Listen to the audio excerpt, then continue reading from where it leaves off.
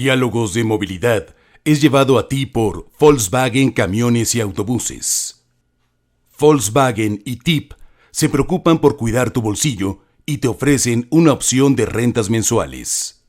Hoy en Diálogos de Movilidad en Casa hablaremos de la movilidad incluyente y recuperación del espacio público.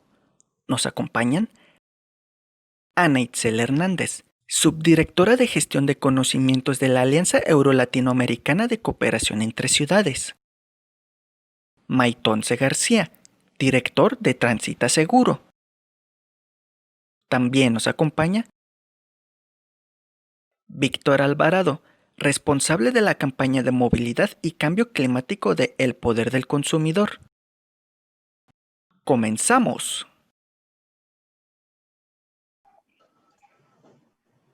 Gracias por acompañarnos un jueves más en Diálogos de Movilidad en Casa. Es un gusto estar con ustedes y, como siempre, trataremos de poner sobre la mesa algunos temas relevantes en torno a la movilidad y el transporte público. Un gusto saludar al titular de este espacio, Fernando Sánchez Prol.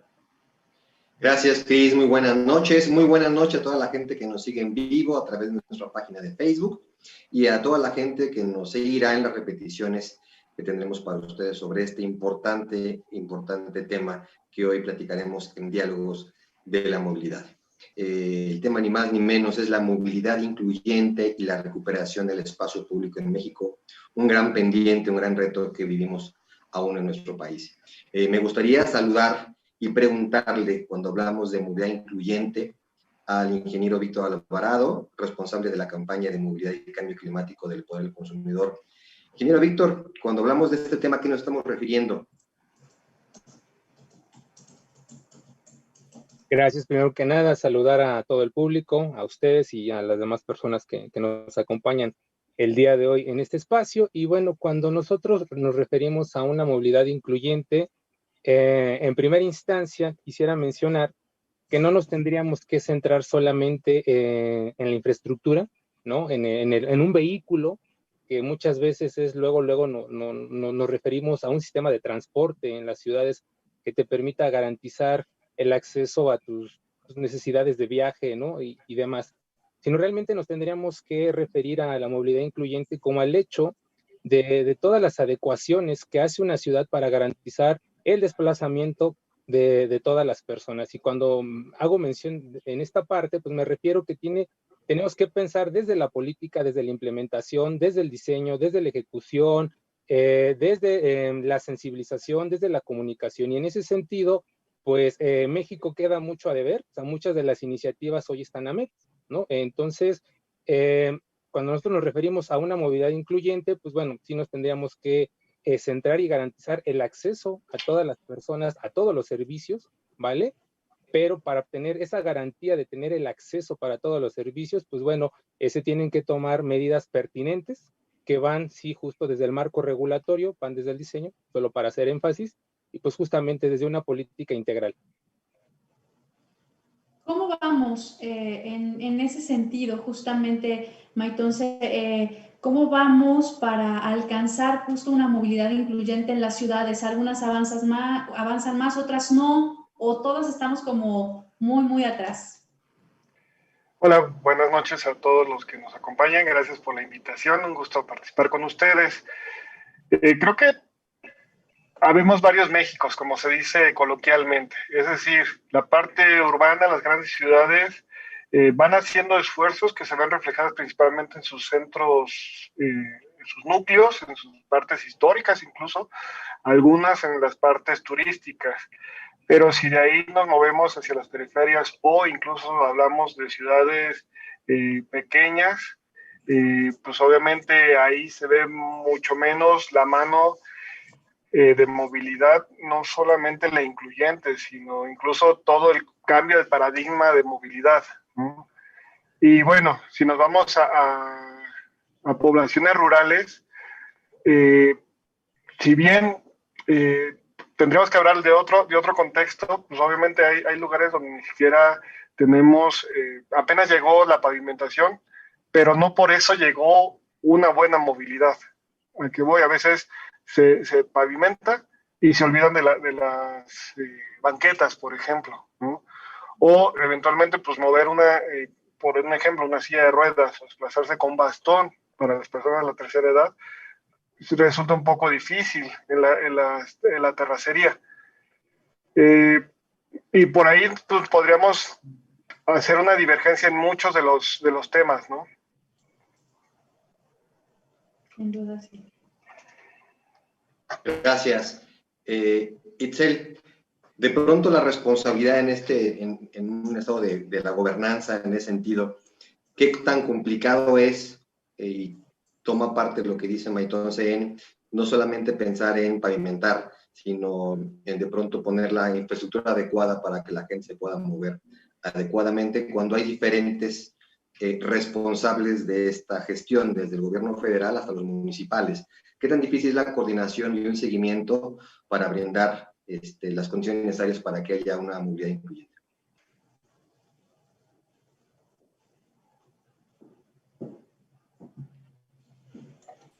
Ciertamente es un tema bastante complejo.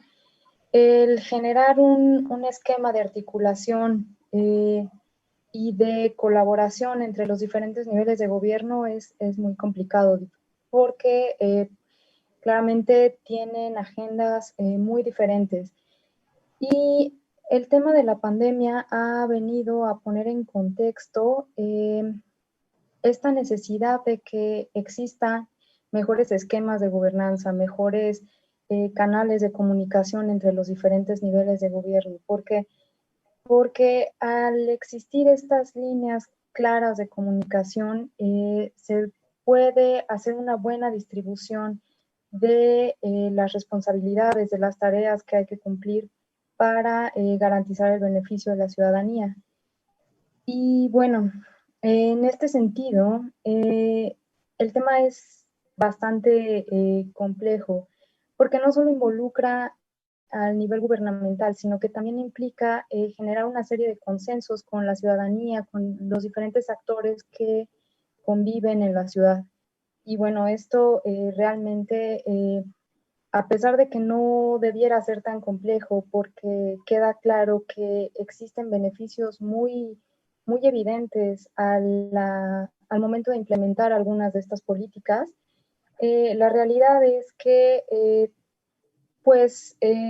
generar acciones que sean mucho más sustantivas, que realmente impliquen un cambio, generalmente llevan al conflicto porque tienden a trastocar intereses, tienden a generar cambios en los privilegios de algunos grupos y bueno, esto lleva al conflicto. Entonces, no es solo generar estos canales de comunicación entre los diferentes niveles de gobierno, sino que también tenemos que pensar en la forma de generar un diálogo constructivo con los actores de la ciudad.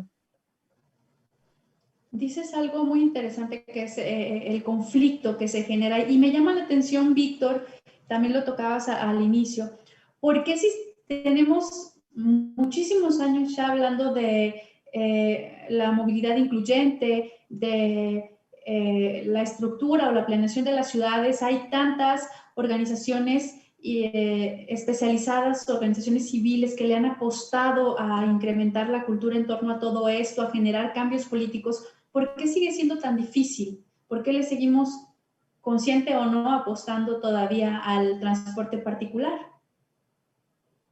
Ya, gracias. Mira, me atrevería a decir lo siguiente. En el cómo lo veo, deriva en gran medida esta acción por derecho, ¿no? que lo establece la Constitución mexicana, ¿no? Que de alguna manera cada estado se rige de forma independiente. Tal es el hecho que cada estado tiene su propia constitución, ¿vale? Y en ese sentido, el hecho de que cada estado tenga su propia constitución, y que eso no es malo, si quiero hacer énfasis, sí hay ciertos temas que terminan operando de forma desarticulada. Y por ejemplo, nosotros podemos voltear a ver, no es el mismo reglamento de tránsito que el que rige en Guadalajara, que el que rige en Monterrey, que el que rige en la Ciudad de México, incluso en la zona metropolitana del Valle de México. En algún momento, pues sí se contó con un reglamento de tránsito metropolitano. ¿vale? Eso por un lado. Por el otro lado, también cada una de las ciudades se vanagloria por el hecho, y eso es bueno, pero se vanagloria por el hecho de contar con un manual de accesibilidad, ¿no? Cuando manuales de accesibilidad hay una infinidad, ¿no? Y por el otro lado, tenemos una norma mexicana que es como lo más próximo o que permitiría regir a nivel estado, a nivel, a nivel nacional, que es la norma mexicana 050, ¿no? Que te establece ciertos lineamientos de accesibilidad para el acceso a espacios públicos, ¿no? Sin embargo, pues este documento, si bien empieza a abordar el tema de accesibilidad, no está focalizado, no está centrado en sistemas de transporte, no está especializado en espacios públicos, no está especializado en otros complementos para hacer una ciudad más incluyente, más accesible, que te permita conectarte, que te permita pues llegar con mayor prontitud, que te permita pues eliminar de alguna manera la dispersión desde la parte de la planificación. Entonces, como para cerrar esta parte, pues contamos con una infinidad de marcos regulatorios independientes que terminan haciendo y estableciendo lo que quiere, lo que me imagina, lo que en su momento redacta el gobernante en turno, por así decirlo, y si tiene esa disponibilidad de buscarlo, hacerlo más homogéneo, más integral, pues ese es como el gran pendiente. Entonces, desde ahí, tú hace rato mencionabas la parte de sociedad civil de diferentes dependencias. Te puedo decir que una de las grandes apuestas que hoy por hoy hemos buscado y estamos exigiendo, pues es la entrada de una ley general de movilidad que de alguna manera empiece a homologar diferentes criterios y esto permita lograr una movilidad incluyente pues a nivel nacional y no solamente se aborde de forma atomizada cada uno de los estados los temas que se refieren a temas de movilidad, a temas de transporte, a temas de infraestructura, a temas de espacio público. Y toda esta situación, toda esta desarticulación, toda esta falta de planeación, pues parecemos discos rayados en el sentido de que, pues bueno, si yo no me puedo mover de forma segura, accesible, cómoda, pues busco, ahí viene lo que tocabas ahorita, o sea, pues busco de alguna manera un vehículo que me permita hacerlo. Y aquí, ojo, es muy interesante lo que mencionas por lo siguiente. De repente tenemos, y es una realidad, ¿no? Estamos satanizando cómo se da la movilidad y en muchos de los casos por la falta de planeación, por el hecho de que vivamos en ciudades centralizadas y demás, pues de alguna manera muchas personas migran a la utilización de un vehículo particular. Pero ojo, a veces el vehículo particular termina siendo el único vehículo que le da que atiende esas necesidades de personas que tienen algún tipo de discapacidad. Entonces ahí es, si lo vemos desde este ángulo es, entonces ya no se tendría que viajar en ese tipo de vehículos, quizás no. Y esto deriva en gran medida que los vehículos, que todo lo que se diseña tendría que ser accesible. Además, para cerrar esta parte, recientemente estábamos en una reunión con la Secretaría de Movilidad de la Ciudad de México, donde las mesas de trabajo van vinculadas a generar ciclotaxis asistidos eléctricamente, vaya, los nuevos ciclotaxis para la Ciudad de México. Y cuando tú traes y pones sobre la mesa el tema de accesibilidad, pues resulta que te enfrentas con una gran oposición en el sentido de que no, pues es que estas personas ni existen, ¿cómo voy a hacer un vehículo adaptado y diseñado para personas que van en silla de ruedas, para personas que al igual y no pueden ver? Y pues justamente señalábamos eso, ese es el gran tema, o sea, si es una minoría, sí, pero la minoría es en un imaginario, porque realmente no sabemos cuántas personas existan con estas condiciones. Y aquí es el primer paso, pues justamente en toda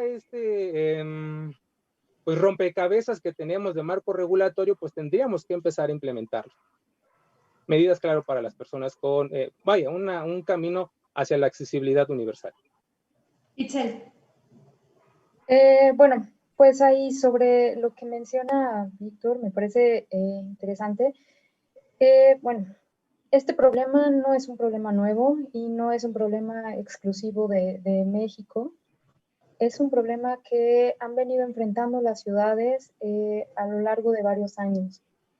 Y la pandemia lo que ha venido a hacer es, ha venido a poner en evidencia la necesidad de empezar a tener acciones mucho más contundentes para garantizar las condiciones de accesibilidad para la ciudadanía.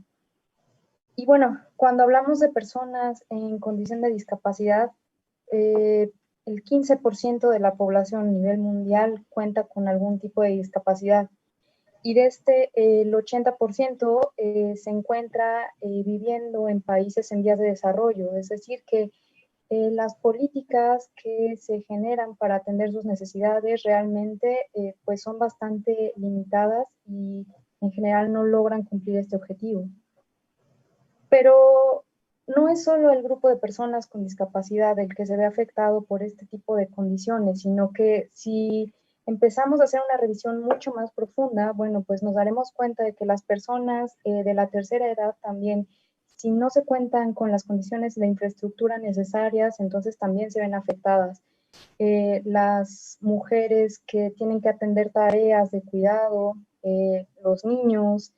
Entonces el espectro se vuelve mucho más amplio y ya no estamos hablando solo de una minoría, sino en realidad estamos hablando de un problema mucho más amplio que tenemos que atender de una forma integral y buscando, pues como mencionaba hace rato, los consensos, tanto en los consensos con los diferentes actores que conviven en la ciudad.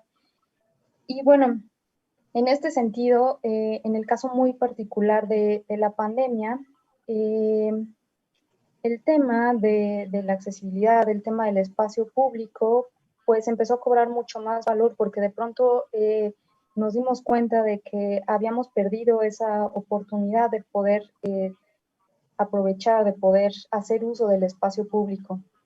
Y esto también nos hizo ver que existían otras dimensiones de uso, que existían también temas mucho más complejos, como es el caso de la accesibilidad, y también esto llevó a que se hicieran demandas mucho más fuertes hacia los gobiernos para atender esta problemática.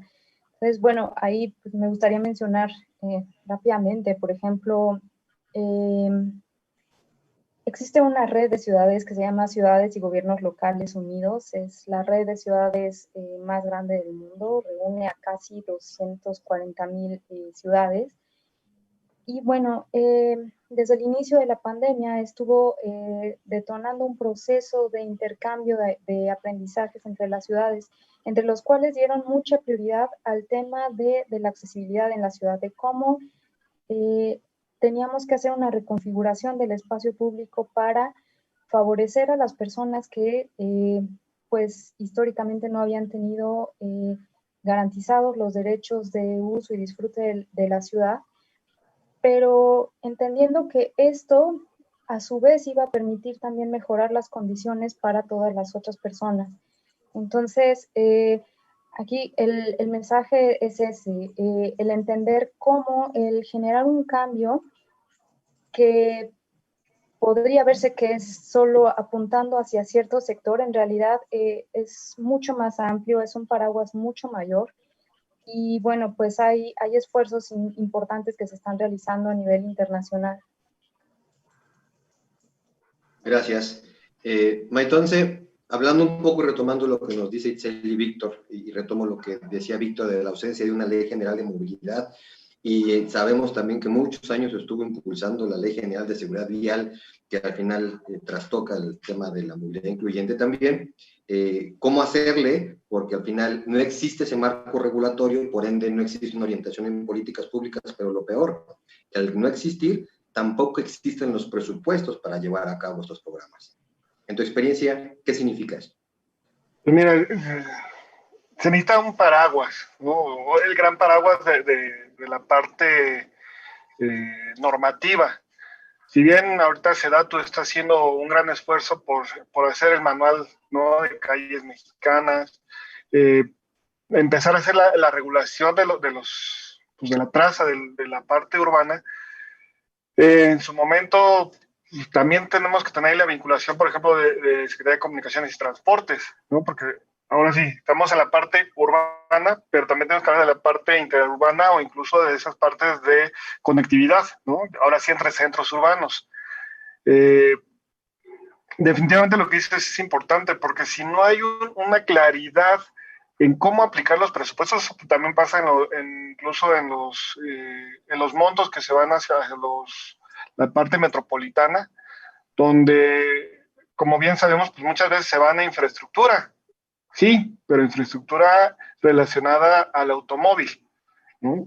Entonces, si empezamos a tener ese gran aparato normativo, que si bien ahorita ya se habló del manual de calles, se hablaron de las normas oficiales mexicanas, generar toda esta parte de gobernabilidad va a permitir que estados, pero también que municipios que están buscando esa urbanización, generen partidas presupuestales bien orientadas, porque hoy ya lo estamos viendo.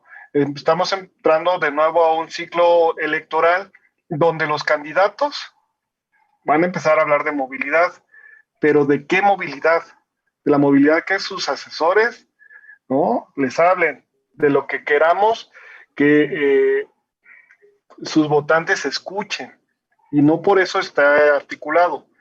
Entonces, sí se necesita tener, creo yo, una voluntad política desde la federación, ¿no? Y ser incluso vinculante, no solamente dejarle el trabajo a Sedatu. Hay otras muchas instancias que necesitan involucrarse, porque es muy fácil decir, bueno, es que ya hay una secretaría que ve eso, y a mí ya no lo veo, ¿no? Ese trabajo intersecretarial es importantísimo. Y bueno, como mencionas en última parte, la parte del presupuesto, pues es algo que año tras año lo vemos ahí, pero una realidad es que la sociedad en general no sabemos qué son esos mecanismos. Los especialistas en el tema, los que son activistas, pueden estar empapados, pero al final, de repente ya llega diciembre y pues ya mágicamente sabemos que hubo un presupuesto, pero no sabemos para qué ni cómo se va a aplicar. Entonces, ahí también es un llamado incluso no solo a los activistas, sino también a todas las personas que queramos tener ese granito de arena. Voy a poner el ejemplo de la Ciudad de México, ¿no? Los presupuestos participativos. Una realidad es que son pocos los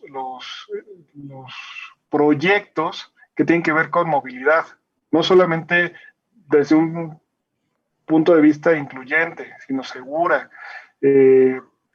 Son siempre proyectos de seguridad, cámaras, alumbrado, vamos, muchas cosas que si bien sirven para hacer un mejor entorno, ¿no?, que ese es uno de los temas que vamos a tratar en esta mesa, ¿no?, la recuperación de espacios, cómo le estamos incidiendo en esta parte, ¿no? Entonces, ahí podríamos ser la otra parte, la parte de abajo, no solamente hablar del paraguas gubernamental, sino cómo estamos generando ese piso que como sociedad nos interesa, ¿no? Entonces, creo que ahorita ya toqué la parte de arriba, que es la parte federativa, ¿no?, la normativa, pero también como sociedad, cómo podemos hacer funcionar esos mecanismos, ¿no? O sea, cómo generamos una ciudadanía activa y que entonces empiece a generar estos cambios porque lo estamos solicitando. No solamente que los políticos hagan su idea de movilidad.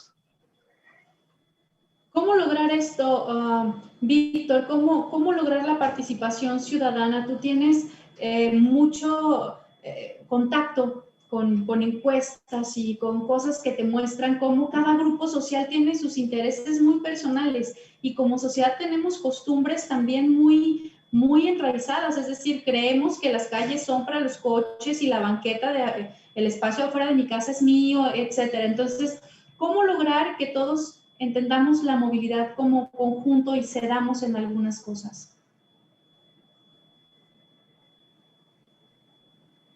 Gracias. Ahorita que Maitón se mencionaba el tema del presupuesto participativo, resulta interesante cuando tú revisas las propuestas, ya los mencionó Maitonce, pero cuando tú ves los resultados o el aforo que se logró, te encuentras proyectos que ganaron con 20 votos, ¿no? En un padrón electoral o de una zona, se tienen registrados hasta 2,000 personas, ¿no? Entonces dices, 20 personas, ¿no? ¿Y esto en qué deriva en gran medida? Pues el tema de la comunicación, de la socialización y de la sensibilización. Yo normalmente siempre he diferenciado estas tres palabras que acabo de mencionar de forma distinta. Una cosa es la comunicación, es el hecho de que yo salga y diga que invite a votar en el tema del presupuesto participativo, por poner el ejemplo, ¿no? Estoy comunicando de alguna manera. Pero por el otro lado, cuando nosotros hacemos una labor de sensibilización, de socialización, es que llegues, que haga toda una campaña, que de alguna manera tú te enteres, ya sea por un banner, por alguna publicidad cerca de tu entorno inmediato, ¿no? Estoy de alguna manera, o al igual y convoque a unas reuniones, porque de hecho es el proceso, ¿no? Convocar y demás, y estoy socializando. Pero viene un elemento tercero que normalmente se deja de lado y es el tema de la sensibilización, ¿no? Socializar es tener este diálogo tú y yo, o tú y yo y nosotros y las demás personas, pero sensibilizar es cuando realmente generas ese cambio, cuando realmente cambias el chip, ¿no? Y en ese sentido, muchas de las estrategias, en lo general de lo que es una estrategia de comunicación, quedan a deber, ¿no? Porque no se termina, el mensaje no termina llegando a todos los públicos. Se ha normalizado que sí vivimos en una época en la que la mayoría de las personas tenemos acceso a un teléfono inteligente de gama baja, ¿sí? Pero pues no todas las personas estamos atentos de los consejos de promoción de presupuestos participativos. La verdad es que tenemos otro interés y el gran tema es que no sabemos comunicarlo, ¿no? O sea, no sabemos llegar a los distintos públicos.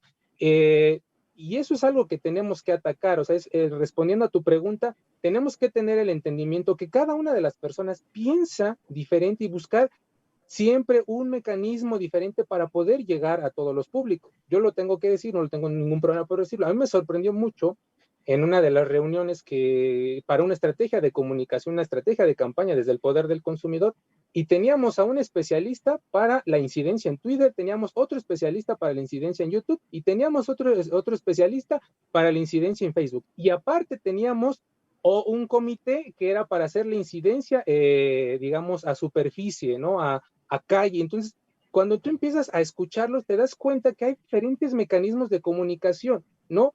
Y que tu público se mueve y se dirige de formas distintas. Entonces, tienes que lograr y acaparar todo. Y eso muchas veces las dependencias de gobierno no lo hacen, o sea, literal.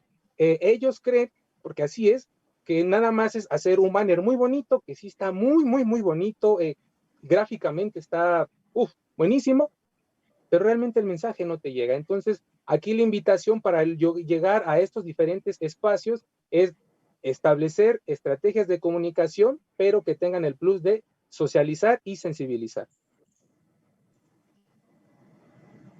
Muchas gracias. Hemos tocado en esta primera media hora de programa algunas de las fuentes del problema, ¿no?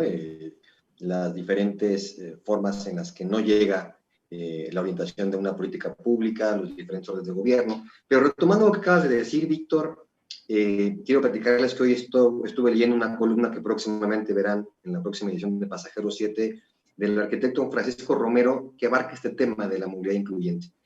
Y me quedo con dos cosas. Una era la tecnología como herramienta también para volver la movilidad incluyente, y que no puede haber movilidad incluyente sin una visión de Smart City. Dejo el comentario a la mesa para quien quiera participar.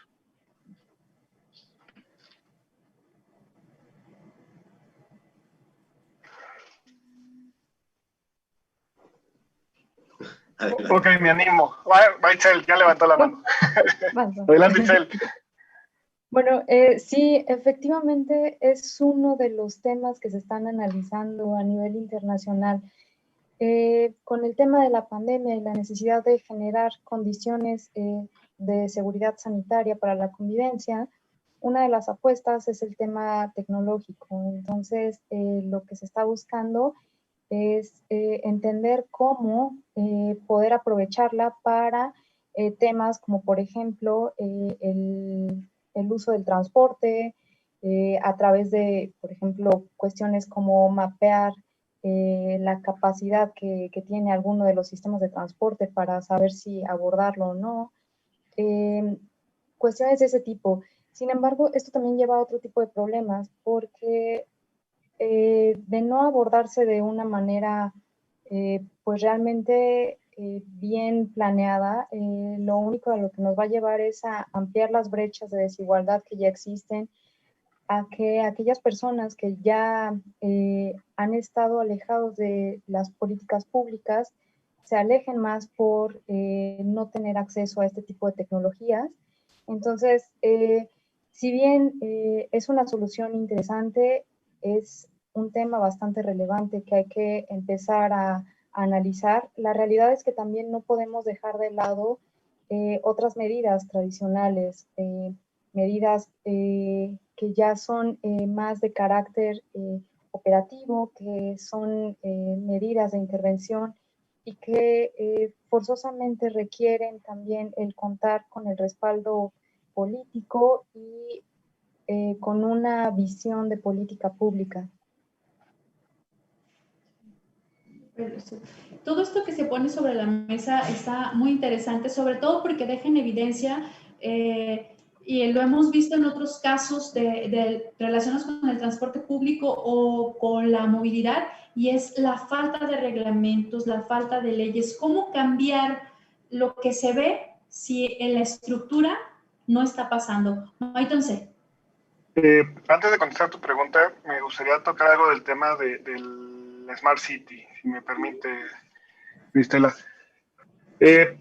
Concuerdo completamente con Itzel. Si lo que se mira a través de la tecnología, ya sea sensores, ya sea inteligencia artificial, no es democratizado, es decir, si solamente dependemos de que tengamos un aparatito de estos para tener acceso a esa información, estamos perdiendo un tema muy valioso, ¿no? O sea, tendría que ir hacia sistemas de monitoreo o de absorción de información que sean libres, es decir, pantallas, tableros, cuestiones que no dependan propiamente del usuario.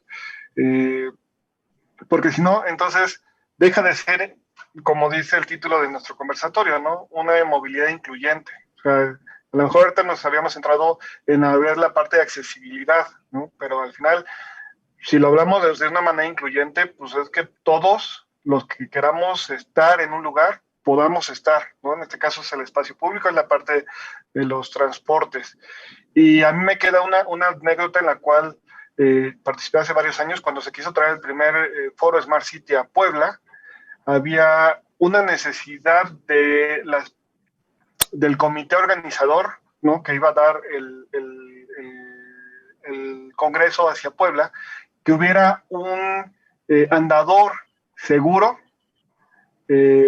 peatonal, pero con todos los segmentos de Smart City. Eso fue ya hace varios años y bueno, desafortunadamente no se logró al total, ¿no? Pero justamente creo que al menos a mí me quedó esa experiencia de algo que si no se hace correctamente, termina siendo o un elefante blanco o algo que no democratiza completamente el espacio. Y contestando tu pregunta de cómo generar o cómo hacerlo, aunque no esté la parte normativa, si así lo entendí bien, pues es propiamente, es como muchas cosas en la industria. Si te vas por las buenas prácticas internacionales, es decir, en temas coloquiales, pues copiándole al mejor, ¿no? Entonces, hay una serie, o habemos, mejor dicho, como estamos en la mesa, una serie de especialistas que podemos acercar esas buenas prácticas, ¿no? No solamente por ocurrencia, sino porque sabemos de dónde tomar esa información, cómo hacerla hacia la realidad de las humanas mexicanas, pero sobre todo no inventando cuestiones fuera de la normativa. Entonces, y cómo en todo caso a los municipios, por ejemplo, dentro del marco normativo, hacerles que hagan su propia normativa, pero bien estructurada. O sea, eso también es una parte de muchas consultoras, como que los municipios modifiquen su normativa y a partir de eso generar buenas prácticas y que no sea solo por ocurrencia. Entonces, es creo también un deber moral y ético de las personas que hacemos consultoría, influenciar de buena manera con quienes tienen ese nivel de toma de decisiones para que en la medida de las posibilidades, ya sea con los cabildos o incluso con los congresos de estatales, municipales o incluso federales, pues se logren estos cambios para que justo las normas se creen, pero se creen funcionales y que no sean pues, letra muerta. Interesante. Chicos, voy a hacer como un pequeño espacio para leer los comentarios de las personas que han estado por aquí al pendiente de la conversación. Dice Nubi Liliana, dice, interesante tema, saludos. También manda saludos a Alejandro Martínez, saludos a Antonio Gladín. Y hay un comentario, dice, estoy de acuerdo con Itzel, él es de Francisco Javier Romero. Estoy de acuerdo con Itzel, yo creo que a corto plazo vamos a necesitar mayor trabajo para los adultos mayores. Hoy en Jalisco hay 2 veces más adultos mayores que discapacitados. Este es un gran tema que debemos de empezar a trabajar. ¿Qué opinan al respecto?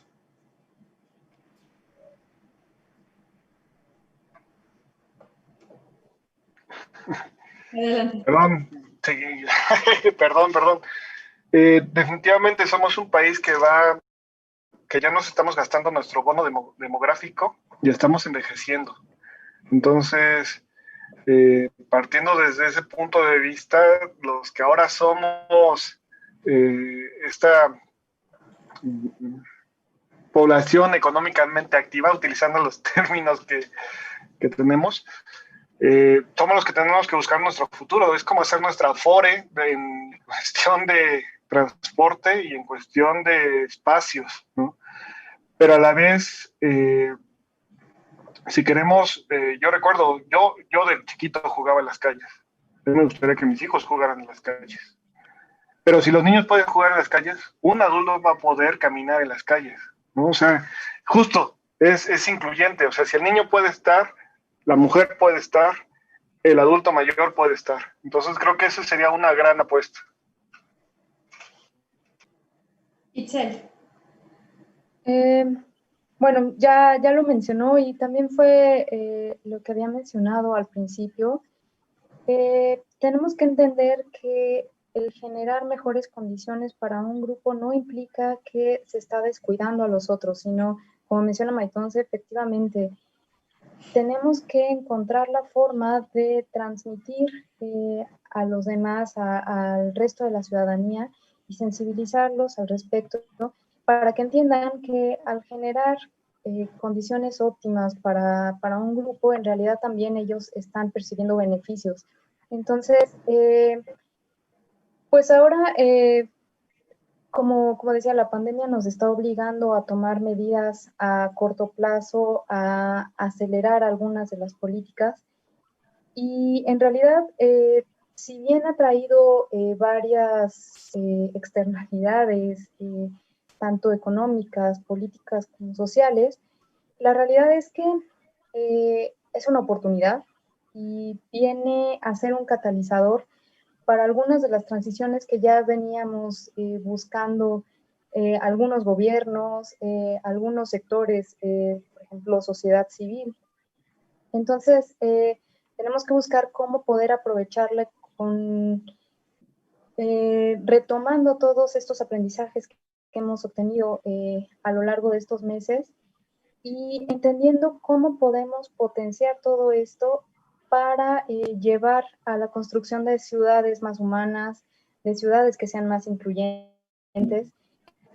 Ahorita estamos en una coyuntura que nos presenta 2 rutas. O podemos tomar una vía rápida hacia ciudades que sean realmente para las personas, o damos una serie de pasos atrás, retrocedemos en los avances que ya habíamos alcanzado.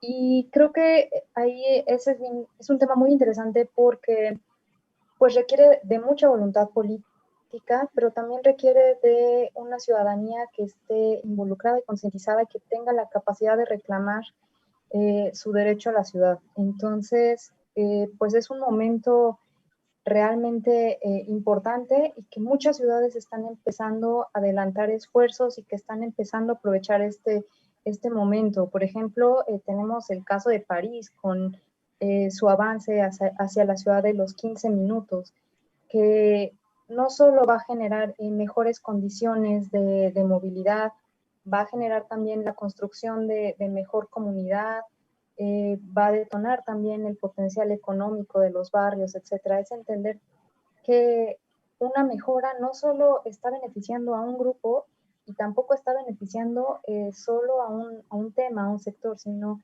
entender todo esto como una serie de medidas que empiezan a articularse hacia una mejor calidad de vida para todos.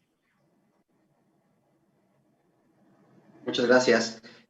Así como hemos estado hablando también de la estructura peatonal, donde evidentemente hay elementos que provocan que no se pueda tener una movilidad incluyente, el otro factor donde es evidente la falta de elementos que puedan ser incluyentes es en el transporte público de autobuses, Víctor. Y aquí tenemos dos diferentes escenarios, los sistemas integrados o BRTs, pero también por el otro lado el transporte concesionado, que se viven dos realidades completamente diferentes, pero en las dos faltan elementos para que podamos avanzar en ese tema. Desde tu perspectiva, platícanos.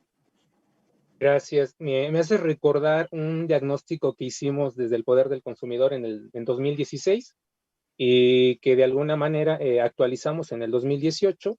Primero hablar sobre los transportes estructurados, ¿no? O sea, de repente tenemos, en este comparativo que hace Fernando, sí, o sea, si nos vamos al transporte que no es estructurado, el primer pensamiento es que es un transporte que difícilmente es accesible, ¿no? Es algo que no ocurre. Pero después tenemos el entendimiento que los sistemas de transporte estructurados, hablando específicamente de los sistemas BRT del país, pues pudiéramos creer que son accesibles. Y te tengo que decir que la gran realidad es que no. ¿No? En este diagnóstico, por darte unos datos rápidamente, teníamos que, pues bueno, el 62%, perdón, ahí está. Sí, de los sistemas BRT, cerca del 60% de lo que es la infraestructura, ¿no? Primero un contexto rápidamente, disculpa. Hay que entender que para hablar de sistemas de transporte estructurados no nos tendríamos que centrar solamente en el vehículo, sino también en el entorno, pero también en la operación. Entonces, en ese sentido y en el diagnóstico que hacíamos en 2016 y que de alguna manera actualizamos en el 2018, nosotros contemplábamos 5 elementos de accesibilidad. Uno era la accesibilidad para tener acceso a lo que es la estación, ¿vale? Número 1. Número 2 era la accesibilidad al interior de la estación, ¿vale? Número 3 era la accesibilidad al interior del vehículo, ¿vale?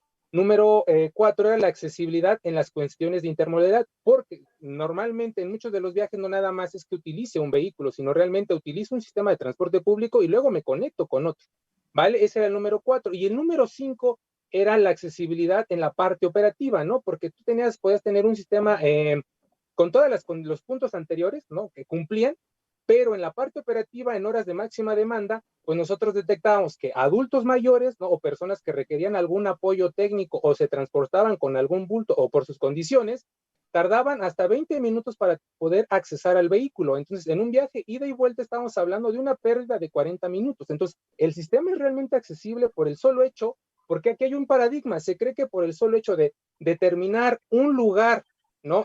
Pintado de color diferente para una persona que requiera sentarse o tenga un espacio específico y es accesible. Y eso es una mentira, ¿no? Porque de nada sirve si tú tienes o implementas una estación o un sistema de transporte estructurado y de repente sales de y no encuentras rampas o las aceras, las banquetas no están a nivel del arroyo vehicular o cuentan con las rampas correspondientes y a su vez estas tienen que estar con la configuración de cebras peatonales que te conectan, porque de repente encontrabas casos donde tienes una cebra peatonal que te conectaba a una banqueta, ¿no? Pero que no había acceso, o no había ninguna rampa, ¿no? Pero entonces también nos encontrábamos que había sistemas como el caso del Estado de México, y no alcanzar de señalarlo porque a la fecha no lo he entendido, cuenta con 17 puentes peatonales, bueno, 17 estaciones para el acceso cuentan con puentes de acceso, vamos a dejarlo así. Y era una grosería por el solo hecho de que tú sales del sistema de transporte, te encontrabas una rampa, dices, es perfecto, pero en las laterales te encontrabas escalones. O sea, ¿no? Y entonces, en la generalidad, nosotros en este diagnóstico mostramos que los sistemas de transporte estructurados en un análisis generalizado, pues prácticamente el 50% cumplía con características de accesibilidad y el otro 50% no las cumplía. Regreso con el Estado de México, regreso con el sistema BRT de Ciudad Juárez, ¿no? Donde de repente encontrabas placas en sistema braille, pero eso no sirve si tú no cuentas con una ruta podotáctil, porque una persona invidente, o sea, es un binomio, no lo puedes hacer separado, ¿no? Y hay cuestiones que no se cumplen, de repente pones una placa braille y ya sientes que el sistema es accesible. Una grosería que también hizo el BRT de Chihuahua, ¿no? De Chihuahua Centro, Capital Vaya, es que implementó la ruta podotáctil y puso pintura termoplástica. A los 3 meses esa pintura termoplástica se estaba botando, porque no son las características. O sea, la ruta podotáctil tiene que tener una altura de 1 centímetro, ¿no? Para que sea perceptible por las huellas de las personas. Y así, me puedo alargar, pero te digo, en la generalidad, los sistemas de transporte público, tanto estructurados, quedan a deber, como también los que no son estructurados. Pero ojo, hay algo muy interesante y de repente tiene que ver con una falta de compromiso. Y ahí te va lo siguiente, en algún momento, tal cual el BRT de Pachuca, ¿no? Tú identificas a Pachuca, bueno, mejor dicho, el estado de Hidalgo, y analizas que la talla de las personas normalmente está en los 1,55, ¿no? En promedio, la talla de las personas que viven en el estado de Hidalgo. Y te encuentras con una unidad, un vehículo pensado para que tú, con el pasamanos, el poste vaya, tú te puedas sostener, pensado para una medida de arriba de los 1,70. O sea, hay una incongruencia, ¿no? Y entonces tú de repente, en la labor de investigación, de ver por qué ocurre esto, pues te vas y bueno, me senté tal cual con los representantes del sistema BRT, pues que así nos mandaron los autobuses, ¿no? Digo, bueno, pero pudiste haber investigado, ¿no? O sea, cuál era la talla de tu público. Después, en algún momento, en una exposición, por ahí por hacer un comercial de la Conturmex, me encuentro esta unidad de, no voy a decir la marca, y pues justo me reúno con ellos y les platico esta situación y por qué hacen un autobús pensado para una talla que sobrepasa la talla promedio de este estado. Y me dice, pues literalmente, si a mí el gobernante o quien me haya contratado me hubiera dicho que yo bajara el poste, lo hacía sin ningún problema, ¿no? Yo simplemente me apegué a los manuales que rigen de alguna manera en México, de forma específica en el estado de Hidalgo, ¿no? Y entonces dices, o sea, no hay un interés ni tanto de gobierno ni de quien fabrica, ¿no? O sea, simplemente, y en ese desinterés, pues justamente hacemos a un lado a las personas que de alguna manera requieren cierto tipo de adaptaciones, cierto tipo de necesidades. Entonces, aquí la invitación es precisamente pues, que los sistemas de transporte, ya lo dijeron los demás compañeros, tienen que cumplir con todos los criterios pensando a públicos, sí, infantes, pensando para públicos adultos y a lograr, y personas que tienen algún tipo de discapacidad, no solamente física, audiovisual, sensorial. Si nosotros logramos conjuntar todos estos elementos que se requieren, realmente vamos a contar con un sistema de transporte accesible, ¿no? Y se está dando el cambio ya, sí, para cerrar, sí, hoy, por ejemplo, estamos viendo la reciente renovación de flota de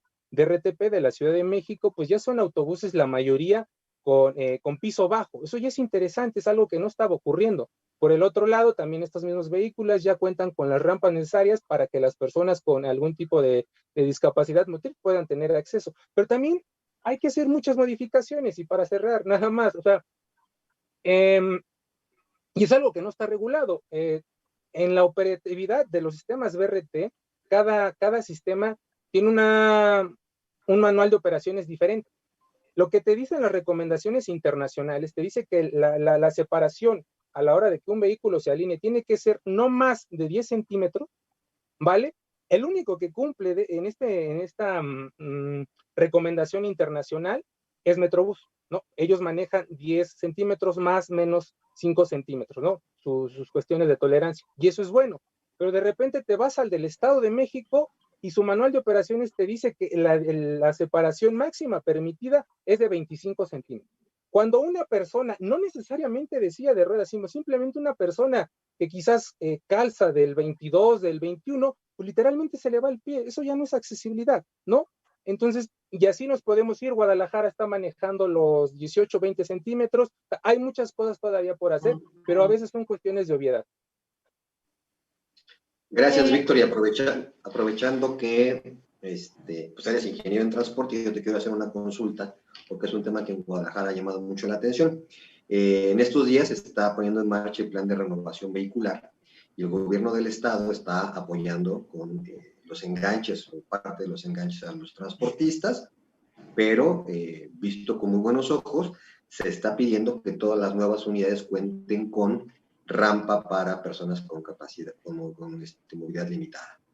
Sin embargo, y es una pregunta técnica para ti, en el momento que todas las unidades tengan rampa, ¿qué pasará con las frecuencias y los intervalos de paso? Porque es una preocupación que está teniendo el transportista, ¿no? Ya que la operación de esta rampa pues, puede afectar de alguna forma la operación general de una ruta.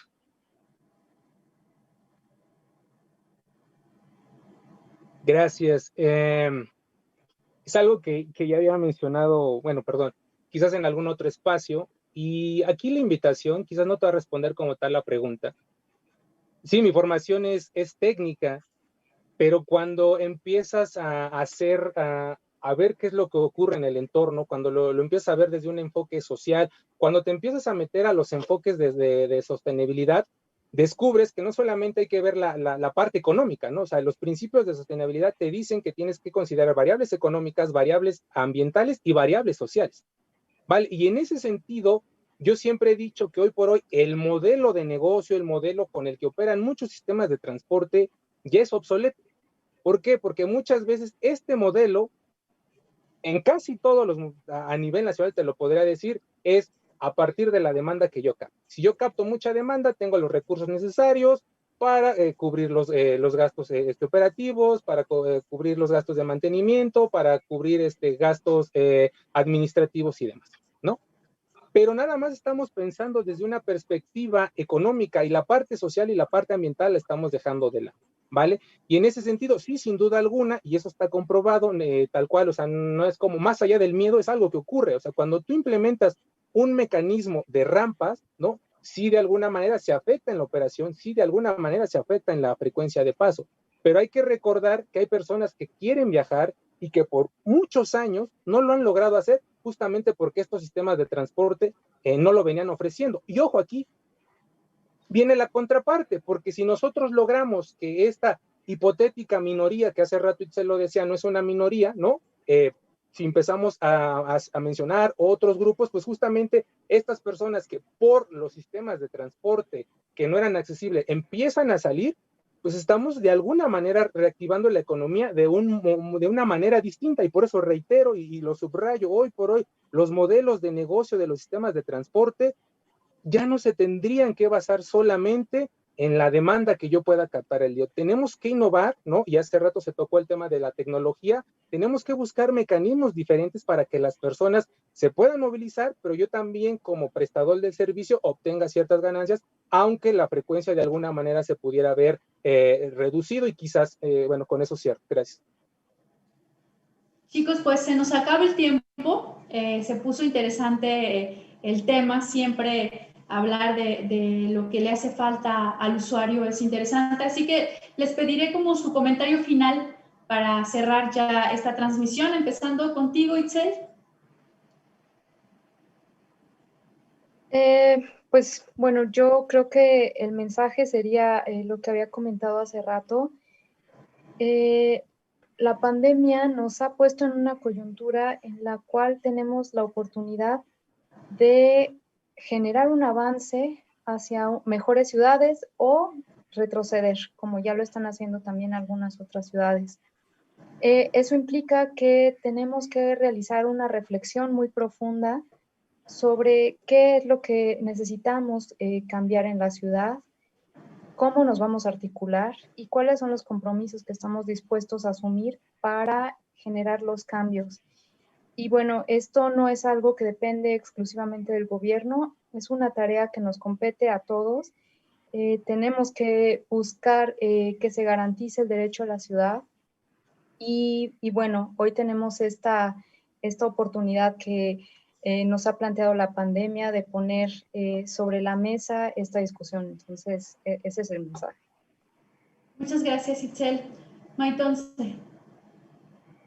Es un momento de sinergia, ¿no? Como dice Itzel, concuerdo completamente con ella. La recuperación de los espacios, ¿no? Si lo ponemos desde esa perspectiva, necesitamos ciudades humanas. Necesitamos que, si bien tenemos que transportar, por ejemplo, carga, ¿no? Mercancías, tenemos que hacer que las personas podamos salir, ¿no? Obviamente ahorita estamos en todo un tema de prioridad sanitaria. Sin embargo, pues la gran necesidad que muchos vamos a tener en los siguientes meses de continuar esta situación sanitaria va a tener que ser espacios donde incluso el trasladarnos nos permita tener este tejido o reestructurar este tejido social. Y también en esta parte la movilidad incluyente no solamente es hacia las personas con alguna discapacidad, sino son las personas que también a lo mejor tengamos que traer nuestros insumos de una central de abastos, de un mercado, ¿no? Y a lo mejor vamos a llegar en el punto de no hacerlo con el vehículo. Entonces, eso nos va a hacer repensar la necesidad de recuperar las calles para trasladarnos eficientes, seguros y cómodos, ¿no? Independientemente de la edad, de las necesidades que tengamos o incluso de los medios de apoyo que requiramos. Muchas gracias por la invitación y pues aquí estoy cuando lo gusten y muchas gracias por esta iniciativa. Muchas gracias, Maytonce. Víctor. Gracias. Nada, justo secundar lo que menciona Maytonce hoy por hoy. La lección quizás no está aprendida a consecuencia de esta crisis sanitaria, ¿no? Pero hoy tenemos que tomar acciones radicales, ¿no? Tenemos hoy presente la pandemia, el COVID, ¿no? Pero realmente es un calentamiento, ¿no? Nosotros como humanidad hemos acelerado otras cosas, ¿no? Con una vertiente de externalidad negativa, ¿no? Y tenemos a la vuelta de la esquina, ya ni a la vuelta de la esquina, ya está ocurriendo, tenemos el tema del cambio climático. Y lo que Itzel ha venido mencionando de acelerar procesos, yo lo termino diciendo en que tenemos que tomar acciones radicales. Y eso urge y eso se necesita. Y la invitación es ya, hacerlas. O sea, no tenemos que seguir pensando que nos quedan 10 años o que de aquí al 2030. No, o sea, las acciones ya se tienen que implementar y de forma agresiva. Y esto no le gusta a la política quizás que hoy por hoy está rigiendo. Esto no le gusta muchas veces a la iniciativa privada, ¿no? Por ejemplo, hoy se puso un freno desde la industria a la NOM 44, ¿no? O sea, para el tema de combustibles y de diésel. O sea, y así podríamos mencionar muchas cosas. Y para cerrar, una última reflexión de lo que se mencionaba con anterioridad del tema de las frecuencias. Nada más como ejemplo, cuando se hace un estudio de impacto vial por la implementación de algún edificio, una edificación, pues se conocen las características del tránsito del entorno, ¿no? Y cuando se implementa esta edificación, ¿qué va a pasar? Pues se toman las medidas correspondientes para que cuando ya esté funcionando, pues la operatividad del entorno siga funcionando, es decir, el flujo, el tránsito siga operando bajo las mismas condiciones y que las personas de alguna manera lo perciban. Entonces, en ese sentido, la invitación es voltear a ver no a lo inmediato, sino tenemos que voltear y salirnos de la caja. Entonces, en ese sentido decimos, híjole, pues tengo que aumentar las frecuencias de paso, se me van a retrasar y demás. Ojo, pero si tú de alguna manera generas una estrategia de sincronización de semáforos, ese tiempo que pierdes en hacer una acción humana, lo puedes recuperar en una sincronización en los semáforos, ¿no? Pero ¿cuál es el gran problema? Seguimos diseñando y apostando a las necesidades de los automóviles particulares y dejando allá quienes nos movemos más, ¿no? Que somos las personas que utilizamos el transporte público, ya se ha dicho bastantes veces, en un 80% versus 20% que se mueven en automóvil particular. Gracias. Gracias, Víctor. Muchísimas gracias por acompañarnos en esta transmisión. Recuerden que pueden seguirnos todos los días a través de nuestras redes sociales, en Facebook, en Twitter, también en Instagram. Tenemos por ahí información, historias para compartir con ustedes y pueden descargar nuestra revista, edición número 100 de Pasajero 7, de manera gratuita a través de nuestra página y también en nuestras redes sociales. Fernando. Gracias, Cris.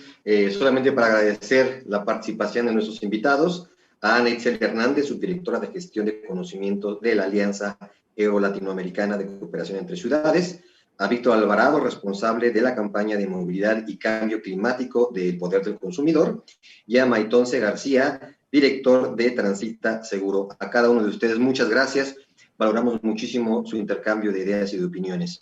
Y bueno, aún queda muchísimo que platicar en temas de movilidad y transporte, pero eso lo seguiremos haciendo la próxima semana en Diálogos de Movilidad. Agradezco a Iván Sepúlveda y a mi compañera Cristela Gutiérrez. Hasta la próxima.